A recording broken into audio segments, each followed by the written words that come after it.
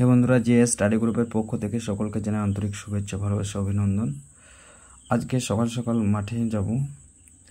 বিকেলের দিকে মাঠ থেকে ফিরে এসে দেখি ছাদে হনু বসে আছে। ওই যে হনুগুলো দেখতে পাচ্ছ, এগুলো ছাদের সব হনু বসে আছে, হনুমান আর কি। খুব ভালো লাগছিল। এ হচ্ছে আমার বাড়ির আশপাশের অবস্থা।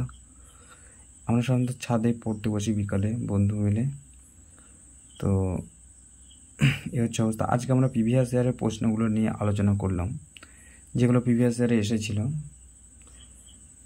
2021 সালে বা তার আগে যেগুলো এসেছিলো সেসব প্রশ্ন নিয়ে। তো যে প্রশ্নগুলো নিয়ে আলোচনা করলাম সেগুলোর মধ্যে অন্যতম হচ্ছে যেমন 1857 সালে মহাবিদ্রোহের সময় কানপুরের কে বিদ্রোহের নেতৃত্ব দিয়েছিলেন? ঠিক আছে, নানা সাহেব। নানা সাহেব হচ্ছে কানপুরে বিদ্রোহের নেতৃত্ব দিয়েছিলেন। এটা হচ্ছে 1857 খ্রিস্টাব্দের সিপাহী বিদ্রোহ বা মহাবিদ্রোহ। আসলে ভিডিওর মাধ্যমে এই প্রশ্নগুলো ডিসকাস করার মূল উদ্দেশ্যে হচ্ছে এই পরক্ষণে এই ভিডিওগুলো আমি যখন দেখবো, আমার এই জিকেগুলো হয়তো 1 মাস 2 মাস পর দেখলে আবার মনে চলে আসবে ঠিকঠাকভাবে। যদিও আমি এগুলো পড়ছি, আমার মনে আছে, তারপরেও রিভাইজ হয়ে যাবে। তাই এইভাবে ভিডিওর মাধ্যমে এগুলো আর কি নিজের পড়াশোনা, নিজের জিকে এইভাবে ছাড়া মূল উদ্দেশ্য হচ্ছে পরবর্তীকালে ভিডিও দেখে যাতে মনে থাকে আর কি। তো নানা সাহেব হচ্ছে কানপুর থেকে সিপাহী বিদ্রোহে অংশগ্রহণ করেছিল।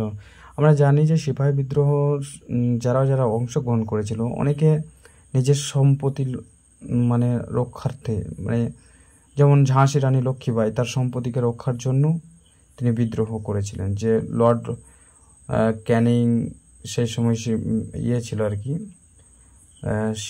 সিপাহী বিদ্রোহের সময় তিনি বড়লাট ছিলেন লর্ড ক্যানিং। তার আগে সত্যবলম্ব নীতি, যে ওয়েলেসলির সত্যবলম্ব নীতি যে চালু করে গেছিলেন, যে যার সন্তান নেই সে সমস্ত রাজা বা শাসকের সম্পত্তি পুরোপুরি ইংরেজদের হাতে চলে যাবে। যার বিরুদ্ধে লক্ষ্মীবাঈ, তারপর দ্বিতীয়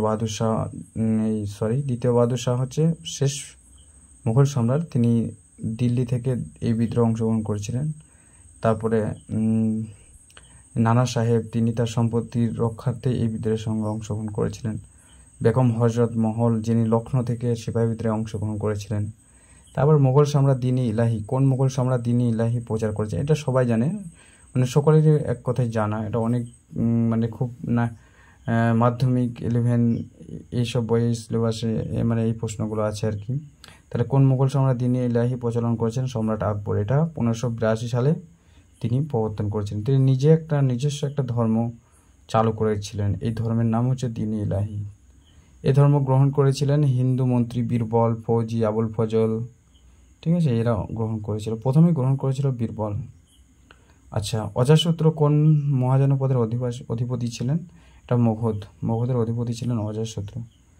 অজাতশত্রু হচ্ছে মগধের অধিপতি। এই বিম্বিসারের পুত্র হচ্ছে অজাতশত্রু। অজাতশত্রু উপাধি হচ্ছে কনিক।